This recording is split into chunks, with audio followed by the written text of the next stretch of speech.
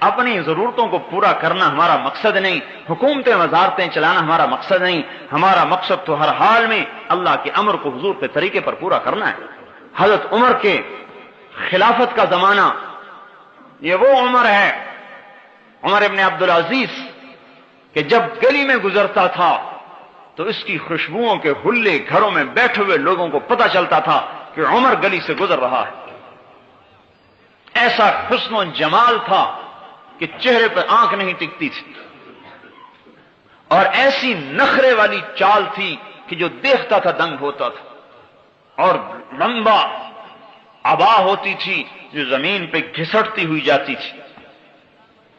ایک دفعہ ایک بزرگ نے راستے میں ٹوک دیا، ارے عمر دیکھو اپنے ٹخنے سے اونچا کرو کپڑے کو۔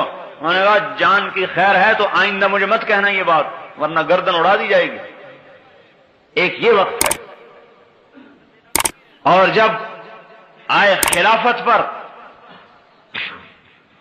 جو آدمی دنیا کی طلب میں، جو آدمی وزارت کی طلب کرے گا، جو آدمی حکومت کی طلب کرے گا، اور جو آدمی مال کی طلب کرے گا، جب اس کے ہاتھ میں مال آئے گا تو وہ فرعون بنے گا، اور جو آدمی اس کے بھاگے گا اور اس سے جان چھڑائے گا اور اس سے پلہ بچائے گا، جب اس کے پاس مال آئے گا تو وہ اس کے ذریعے سے جنت کمائے گا۔ جب سلیمان مرنے لگا تو رجاء ابن حیوہ نے کہا کوئی کام کر جا جس سے تیری آخرت بن جائے۔ کہا کیا کروں؟ کہا خلافت کے لیے کسی انسان کو چننا۔ سوچ میں پڑ گیا، اس کا ارادہ تھا بیٹے کو خلیفہ بناؤں۔ کہنے لگا انشاءاللہ ایسا کام کر جاؤں گا کہ جس میں میرے نفس و شیطان کا کوئی حصہ نہیں ہوگا۔ کہا لکھو میں عمر کو خلیفہ بناتا ہوں، اور اس کو لپیٹا اور ماچس کی ایک ڈبیا میں ڈالا، کہا جاؤ اس پر لوگوں سے بیعت لو۔ جب رجاء ابن حیوہ باہر نکلے تو حضرت عمر دوڑ کر آئے، ارے رجاء تجھے اللہ کا واسطہ، اگر اس میں میرا نام ہے تو اسے مٹا دے، مجھے خلافت نہیں چاہیے۔ انہوں نے کہا جاؤ جاؤ میرا سر نہ کھاؤ، مجھے نہیں پتا کس کا نام ہے۔ آگے ہشام ابن عبد الملک ملا، انہوں نے کہا ارے رجاء اللہ کے واسطے اگر اس میں میرا نام نہیں ہے تو اس میں لکھ دے، میرا نام نہیں اس میں لکھ دے۔ ایک کہہ رہا ہے میرا نام مٹا دے، ایک کہہ رہا ہے میرا نام لکھ دے۔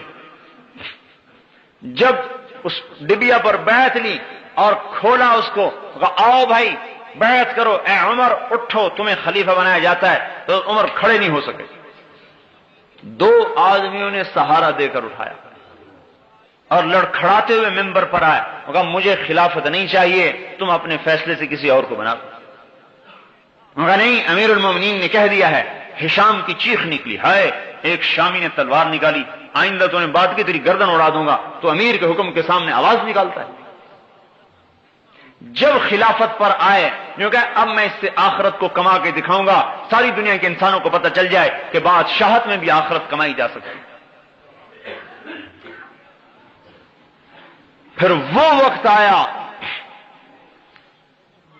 بیٹا عید کا دن، عید سے ایک دو دن پہلے کی بات، بیٹے آئے تو رو رہے بچے، چھوٹے چھوٹے بچے رو رہے۔ کہنے لگے بچے کیوں رو رہے ہیں؟ انہوں نے کہا یہ یوں کہہ رہے ہیں کہ ہمارے سارے دوستوں نے نئے نئے کپڑے بنوائے ہیں عید کے لیے، اور ہمارا باپ تو امیر المومنین ہے، ہمارے کپڑے پھٹے ہوئے، ہمیں بھی تو کپڑے لے کر دو۔ حضرت عمر نے فرمایا میرے پاس تو پیسے نہیں، میں کہاں سے لے کر دوں؟ وظیفہ لیتے تھے بیت المال سے جو ایک عام مسلمان کا تھا، وہ روٹی میں پانی مشکل سے اسے پورا ہوتا تھا۔ تو بیوی نے کہا اب کیا کریں؟ پھر بچوں کو کیسے سمجھائیں؟ خود تو صبر کر سکتے ہیں، بچے پر آدمی ایمان کو بیچتا ہے، اور جو اولاد پر ایمان کو بیچتا ہے پھر اللہ اس کی اولاد کو بالغ کر کے باپ کے خلاف کھڑا کر دیتا۔ ہاں پھر وہ باپ کی گستاخ بنتی ہے، باپ سے کہتی تو نے میرے لیے کیا ہے، کیا کمایا تو نے ہمارے لیے؟ ہاں چونکہ اس کی جڑوں میں حرام کو ڈالا گیا تھا، اس لیے اب یہ کبھی ماں باپ کی فرما بردار بن کے نہیں چلے گی، یہ ماں کو بھی جوتے مارے گا اور باپ کو بھی جوتے مارے گا۔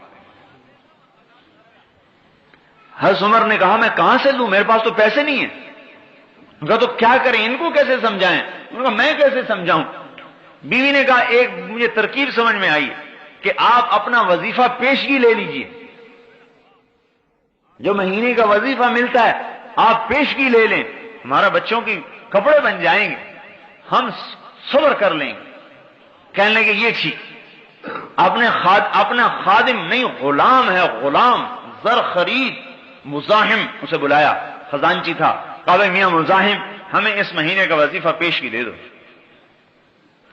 او مزاحم فرمانے لگے امیر المومنین ایک بات عرض کروں، کیا آپ مجھے ضمانت دیتے ہیں کہ آپ 1 مہینہ زندہ رہیں گے جو آپ مسلمانوں کا مال لینا چاہتے ہیں؟ اگر آپ 1 مہینے کی ضمانت دے سکتے ہیں کہ میں مہینہ زندہ رہوں گا تو آپ بیت المال میں سے میرے سے لے لیں، اور اگر آپ ضمانت نہیں دے سکتے تو آپ کی گردن پکڑی جائے گی قیامت کے دن۔ حضرت عمر کی چیخ نکلی، نہیں نہیں نہیں نہیں، کم من مقبل یوما لا یکملہ وکم من مستقبل للغد لا یدرکہ۔ حضور فرما رہے ہیں، حضور صلی اللہ علیہ وسلم فرما رہے ہیں، کم من مقبل یوما لا یکملہ، کتنے ہی ہیں دن کو دیکھنے والے جو سورج کا غروب ہونا نہیں دیکھ پاتے اور قبروں میں چلے جاتے ہیں، وَكَمْ مِن مُسْتَقْبِلٍ لِغَدٍ لَا يُدْرِكُهُ، اور کتنے ہی ہیں جو کل کا انتظار کر رہے ہیں اور کل کا سورج نہیں دیکھ پاتے اور قبروں میں چلے جاتے ہیں۔ کہا اے بچوں صبر کر لو، جنت میں لے لینا جا کے، میرے پاس اس وقت کوئی نہیں۔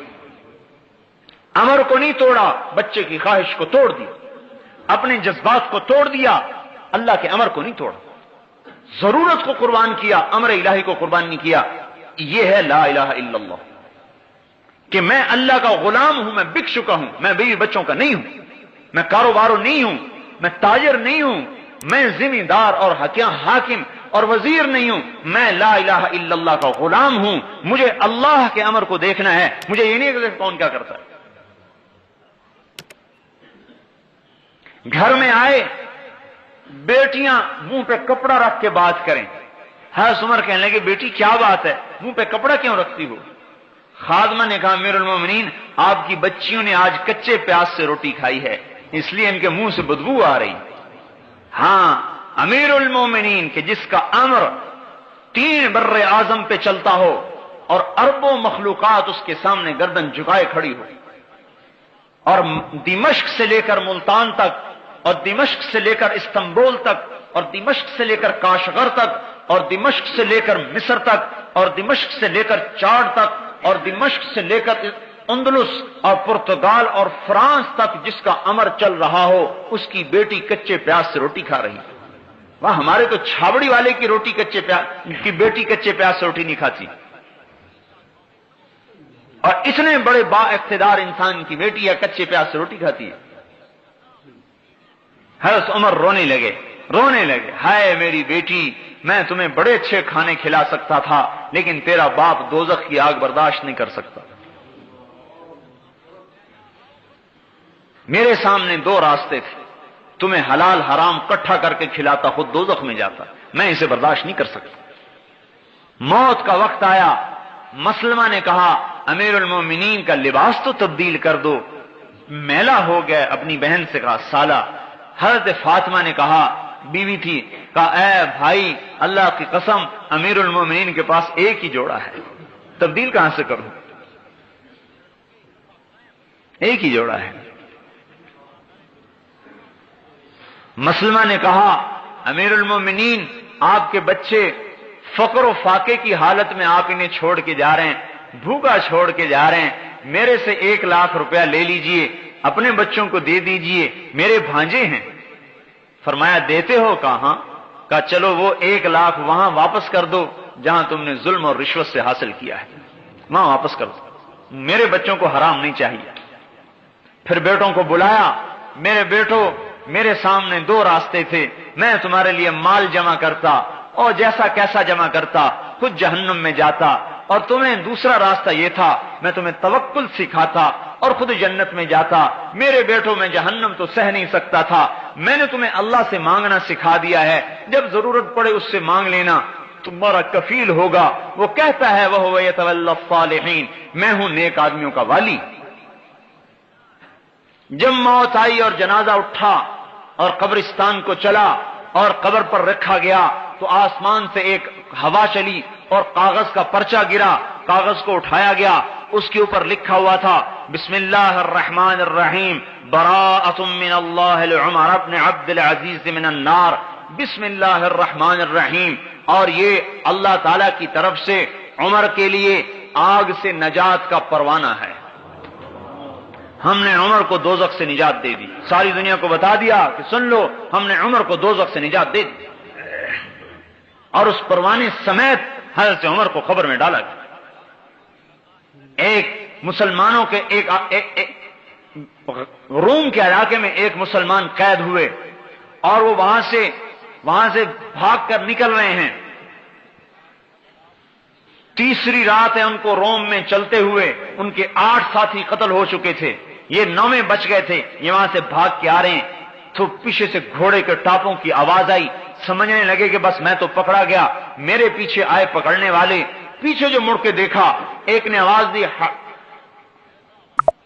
حبیب، ارے یہ میرا نام کیسے جانتا ہے حبیب، قریب آئے تو دیکھا وہ ساتھی جو قتل ہو چکے تھے گھوڑوں پہ سوار، ارے اولیس قد قتلتم، ارے تم تو سارے قتل ہو گئے تھے، ہاں تمہیں خبر ہے کیا ہوا ہے؟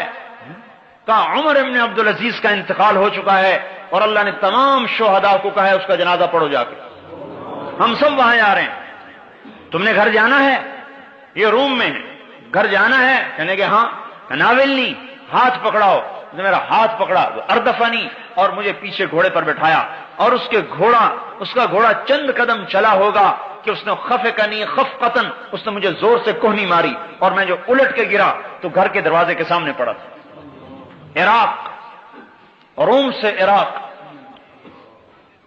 یہ استقبال ہے، یہ استقبال ہو رہا ہے، تتنزل علیہم الملائکہ الا تخافوا ولا تحزنوا وابشروا بالجنة التي كنتم توعدون نحن اولیاؤکم فی الحیاة الدنیا وفی الآخرہ ولکم فیہا ما تشتہی انفسکم ولکم فیہا ما تدعون نزلا من غفور الرحیم۔ اللہ کی مہمانی ہو رہی ہے، فرشتے آ رہے ہیں، اور حضرت عمر کا جب وصال ہونے لگا کہنے کہ ہٹ جاؤ، کچھ لوگ آ رہے ہیں جو نہ انسان ہیں نہ جنات ہیں، اور زبان پہ یہ آیت آ گئی تلک الدار الآخرہ نجعلها للذین لا یریدون علوا فی الارض ولا فسادا، یہ وہ جنت کا گھر ہم نے بنایا ہے اپنے ان بندوں کے لیے جو دنیا میں بڑائی نہیں چاہتے، غلبہ نہیں چاہتے، فساد نہیں مچاتے۔ جو بڑائی چاہتے ہیں انہیں پست کیا جاتا ہے، جو پستی چاہتے ہیں انہیں اٹھایا جاتا ہے۔ فرشتے آتے ہیں، حضرت اسرائیل علیہ السلام آتے ہیں، اور 4 فرشتے آتے ہیں، 2 فرشتے پاؤں دباتے ہیں، 2 فرشتے ہاتھ دباتے ہیں، حضرت اسرائیل علیہ السلام خوشخبری دیتے ہیں ایتھا النفس الحمیدہ کانت فی الجسد الحمید، اے مبارک روح جو مبارک جسم کے اندر تھی، اخرجی، اب آؤ باہر، اب آپ کے باہر آنے کا وقت آ گیا، وابشری بروح و ریحان ورب راض عنک غیر غضبان، اب آپ